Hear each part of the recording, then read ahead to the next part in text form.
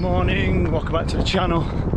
So today, doing a vlog on how to run a faster 5k. So I thought it's only apt if I try and set myself a 5k PB just before going into a bit more detail about how to do it. Adds a bit more credence to my argument in terms of me giving a few tips to people how to run faster. So yeah, I'm gonna get this quick 1k warm-up done. I'm gonna go and do a 5k blast and try and get in the sub 20 club. So my 5k currently sits at 20 minutes 12 seconds. So yeah, so we're gonna try and get 12-13 seconds off it, get in the sub 20 club. I'll get this 5k done. I'll check in at the end, let you know how I did. If I don't quite get my PB, then I'll still do the vlog on how to run faster. Some tips for beginners and how we can all get a bit quicker.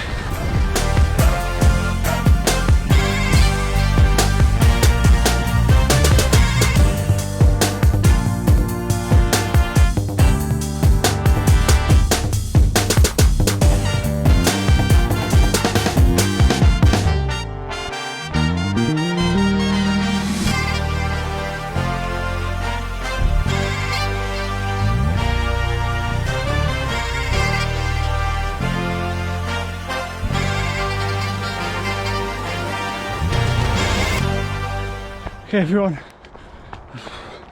5k done. Excuse me.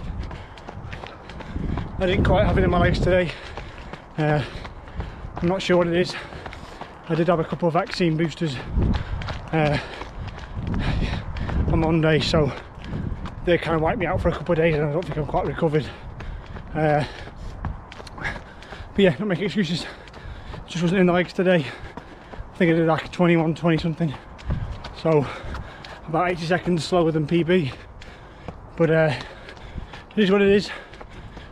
Not every run's going to be ideal, so I'll get my breath back and then I'll go through my 5 top tips in terms of what I find helps me run faster and I think is transferable to most runners.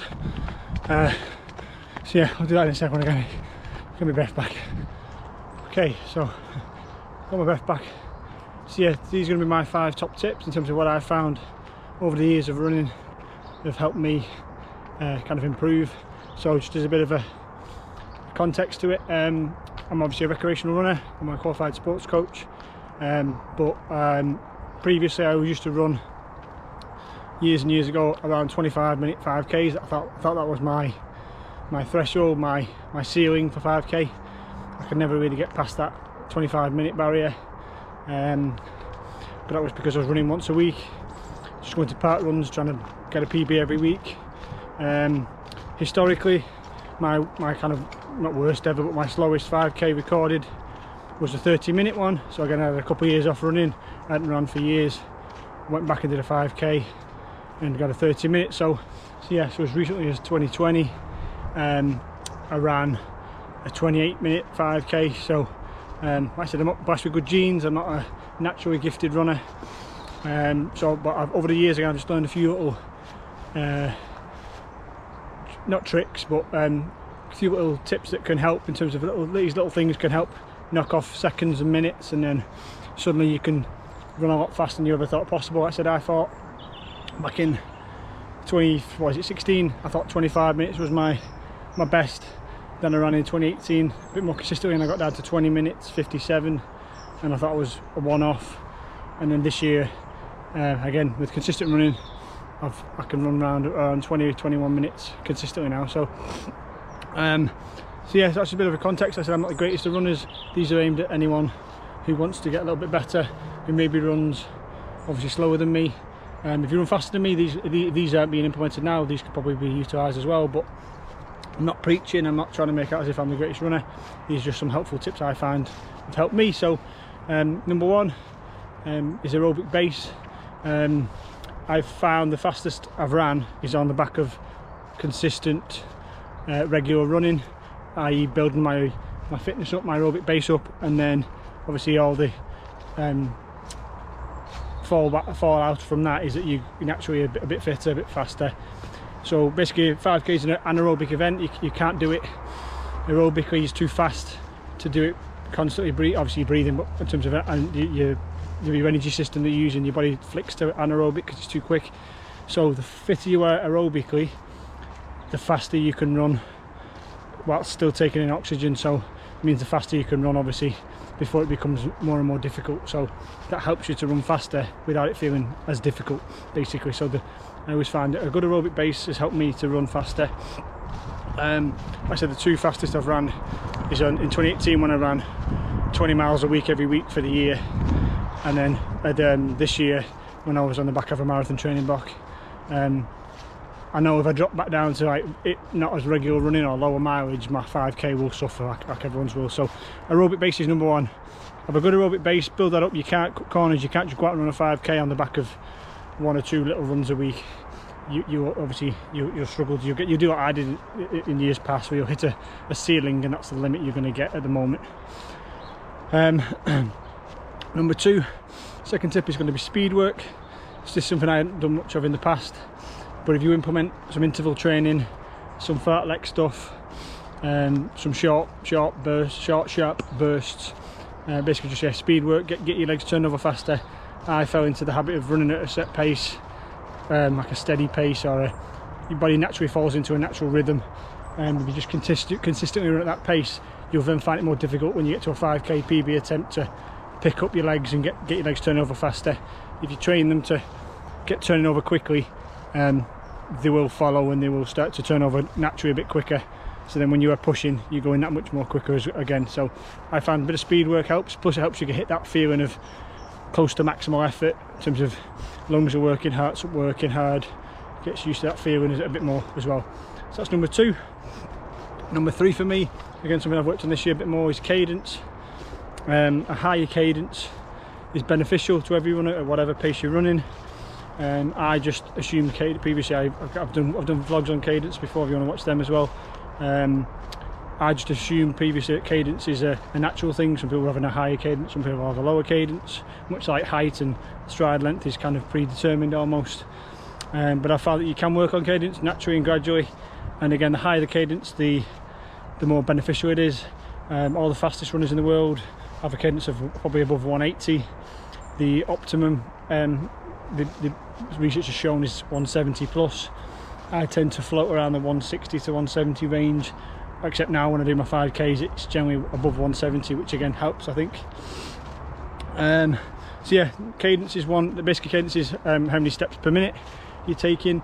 It feels counterintuitive when you first start working on it, in terms of it feels like you're taking shorter strides and therefore you're not going to cover as much ground, but naturally as you get used to the shorter, sharper steps, that will then integrate back into your normal stride length. So you'll be taking a normal stride length, but you'll be turning your legs over a bit quicker. And again, just by skipping along the floor a bit quicker, not taking long strides and not having as much impact with every step, the more shorter, sharper steps you're taking, sprinting and turning over your legs faster, means you just glide across the ground a bit quicker. So that is number 3. Okay, so I'll just quickly wrap up now. Final 2. Number 4 is going to be pacing. I was guilty of this again in the past. I'd set off as fast as I could, and you just try and hold it. You think 5k is not that long, 3 miles obviously, and maybe, I don't know, it depends how fast you're running it, but for me it was 20-25 minutes. I thought, if I could just go as fast as I can and hold it as long as I can, keep going as fast as I can. If I fade a little bit, me going as fast as I can from the very start is surely the fastest way of doing it.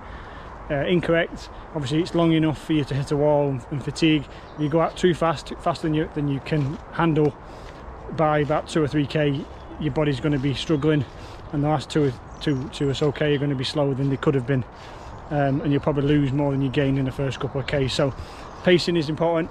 I found, again, if I pace it properly, pick a kilometre pace that you know you can hold for 5k. It's the fastest you can hold for 5k, and stick to that. At the first 1 or 2k you might feel like you could go a little bit quicker, but that's fine, because the 3, 4 and 5k's are going to feel about right, and the 5k is going to feel tough regardless. So pacing's better. Like I said, if you're running it at 30-minute k, that's your goal. 30-minute 5k, and that's your goal, then you know it's a 6-minute k. Don't be going out at 5:30 on your first k. Hit 6 minutes, first k 6 minutes, try and hit 6 minutes. On the last one, if you feel pretty good, you can kick and try and knock a couple of seconds off.